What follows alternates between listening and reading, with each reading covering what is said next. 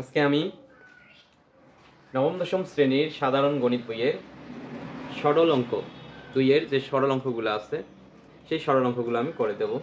তা শুরু করা যাক।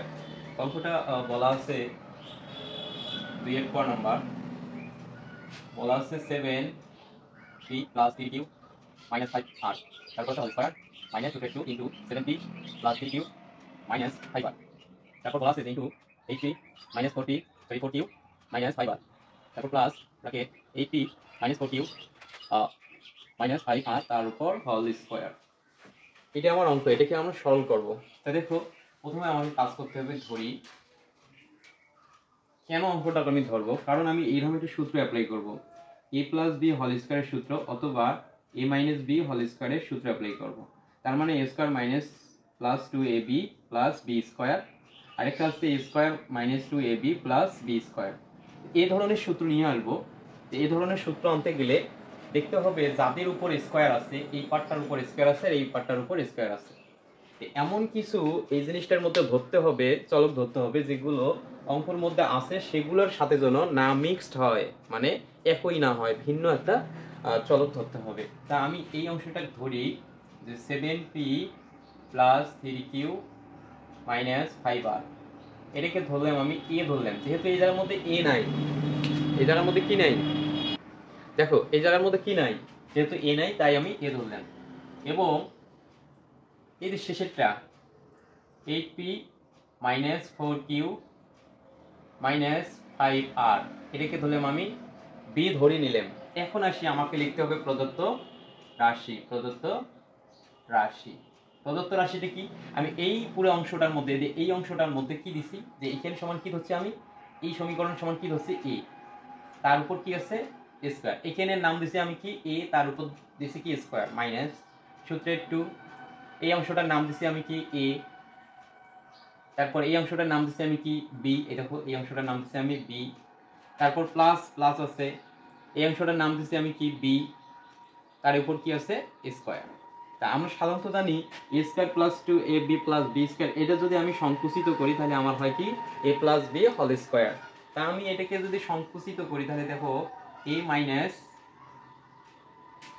বি হোল স্কয়ার, অর্থাৎ a square minus 2ab plus B square, এটাকে যদি সংকুচিত করি তাহলে কি হয় a minus B whole square. এখন একটা কথা হইলো, দেখো আমি মান অ্যাপ্লাই করব। এর মান কোনটা? এর মান হলো 7p plus 3q minus 5r। এখন এই যে মাইনাস থাকার কারণে আমি কি দিলাম, ব্র্যাকেট ক্লোজ করে দিলাম। বির মান দেখো তো, বির মান কোনটা? এটা হলো বির মান আর এটা হলো এর মান। তা বির মান হচ্ছে আমার 8p minus 4q minus 5r, second bracket দিলাম, তার উপর স্কয়ার দিলাম।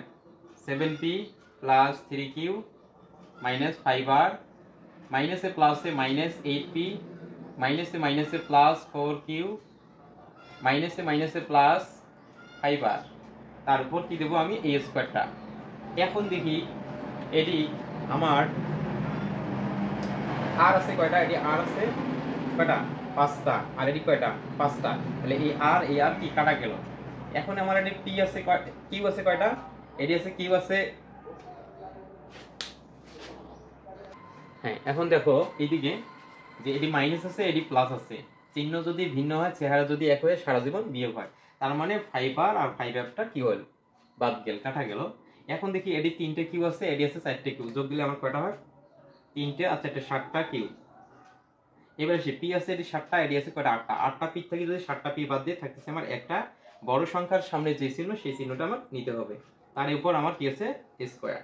এখন এটাকে মনে করি এ আর এটাকে মনে করি বি, তাহলে দেখো তো এটি a minus B whole square মানে কি a square minus 2ab plus B square, তাহলে এটাকে ধরি a, এতে a স্কয়ার মাইনাস সূত্রে 2, a বলতে এটা 7q ইনটু b বলতে p প্লাস p এর উপর কি হবে স্কয়ার। একটু মনোযোগ দাও, দেখা যাচ্ছে মনে হয়। 7 সাথে কত হয় 49, স্কয়ারটা q এর উপর একবার, মাইনাস 7 দুগুণ 14 pq, এর p আর q থাকি, আর আমার থাকতেছে প্লাস পি স্কয়ার। এটা হলো আমার কাঙ্ক্ষিত উত্তর। তা অনেক জায়গার মধ্যে দেখা যাবে যে এই জায়গার মধ্যে আমি কি এ আর বির মান বসিয়ে পাই। এটা লিখতে পারি যে এ ও বি এর মান বসিয়ে পাই, বি এর মান বসিয়ে পাই, বসিয়ে পাই। তা আশা করি এই অঙ্কটা তোমরা বুঝেছো। পরবর্তী আমি এ ধরনের আরো অঙ্ক করাবো। আজকে এই পর্যন্ত। আল্লাহ হাফেজ।